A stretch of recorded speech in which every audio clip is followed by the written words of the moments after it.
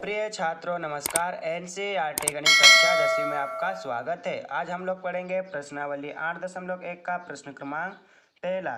तो प्रश्न को पढ़ लेते हैं। समकोण त्रिभुज ए बी सी में जिसका कोण बी समकोण है और ए बी बराबर 24 सेंटीमीटर और बी सी बराबर 7 सेंटीमीटर है, तो निम्नलिखित का मान ज्ञात कीजिए।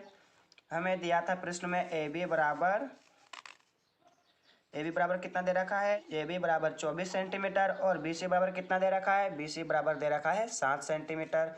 तो एक समकोण त्रिभुज बना लेते हैं।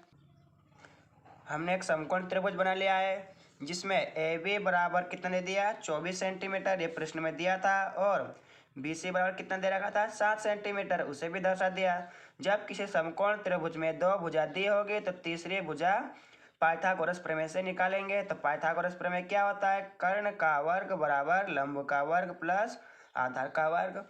पाइथागोरस प्रमेय लिख लेते हैं। हमने पाइथागोरस प्रमेय लिख लिया है। कर्ण का वर्ग बराबर लंब का वर्ग प्लस आधार का वर्ग। अब चित्र में देख के इसे दर्शा लेते हैं। कर्ण कितना दे रखा है, कर्ण दे रखा है AC, तो क्या कर दोगे, AC का वर्ग। तो हमने क्या ले लिया, AC का वर्ग। और लंब कितना दे रखा है, लंब दे रखा है 7, तो क्या कर दोगे, 7 का वर्ग। आधार कितना ले लोगे, आधार ले लेंगे 24, तो 24 का वर्ग। AC का वर्ग बराबर 7 का वर्ग प्लस 24 का वर्ग। AC का वर्ग, 7 का वर्ग कितना होता है, 7 का वर्ग होता है 49 होता है। और 24 का वर्ग कितना होता है, 24 का वर्ग होता है 576 होता है।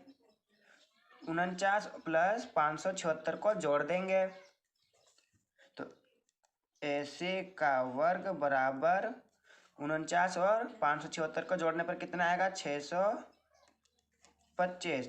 ये वर्ग इधर जाके इसको क्या कर देगा, रूट में कर लेगा। AC बराबर रूट 625। 625 किसका वर्गमूल होता है, 625 25 का वर्गमूल होता है। तो AC बराबर कितना आ चुका है हमारे पास, AC बराबर 25 सेंटीमीटर मिल चुका है। AC बराबर 25 सेंटीमीटर मिल चुका है। इसे चित्र में दर्शा देते हैं। AC बराबर 25 सेंटीमीटर। अब हमें त्रिभुज की तीसरी भुजा मिल चुकी है। अब हम प्रश्न को देखेंगे। तो प्रश्न को देखते हैं। प्रश्न में ज्ञात करना था साइन ए और कॉस ए, दूसरा क्या था, साइन सी और कॉस सी। तो पहला ज्ञात करते हैं साइन ए। तो पहला ज्ञात कर लेते हैं साइन ए। साइन ए बराबर, साइन का क्या होता है, साइन का होता है लंब बटे कर्ण। इसे कैसे निकालते हैं, लाल बटे कक्का से। तो पहला बॉक्स साइन के लिए होता है, दूसरा बॉक्स कॉस के लिए होता है और तीसरा बॉक्स टेन के लिए होता है। साइन का क्या रहेगा, लंब बटे कर्ण, और कॉस का क्या रहेगा, आधार बटे कर्ण, और टेन का क्या रहेगा, लंब बटे आधार। तो साइन का क्या रहेगा, साइन का रहेगा लंब बटे कर्ण। साइन का क्या लिख लिया हमने, लंब बटे कर्ण लिख लिया। तो इस चित्र में लंब कौन सा है और कर्ण कौन सा है।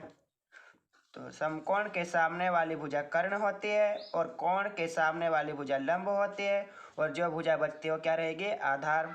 तो लंब कौन सा है, लंब है 7, तो 7 ले लिया। और कर्ण कितना दे रखा है, 25। ये हमने साइन का निकाल लिया। अब किसका निकालेंगे, कॉस ए का।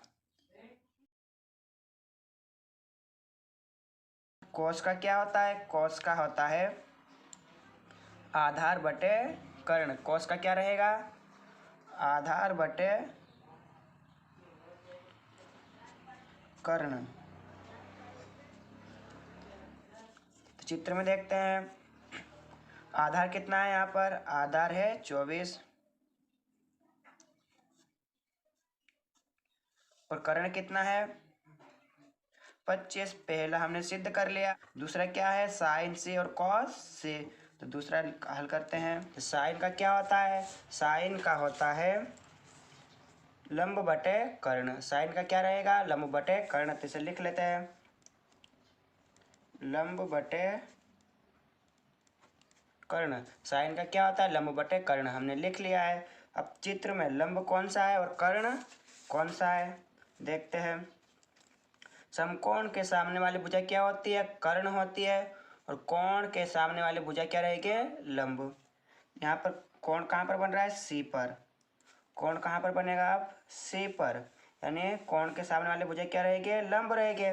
तो चित्र में लंब कितना दे रखा है, 24। और कर्ण कितना दे रखा है, कर्ण दे रखा है